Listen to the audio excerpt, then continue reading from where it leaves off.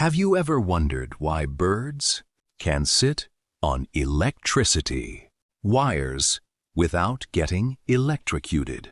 The answer is surprisingly simple. Electricity always looks for the easiest path to the ground.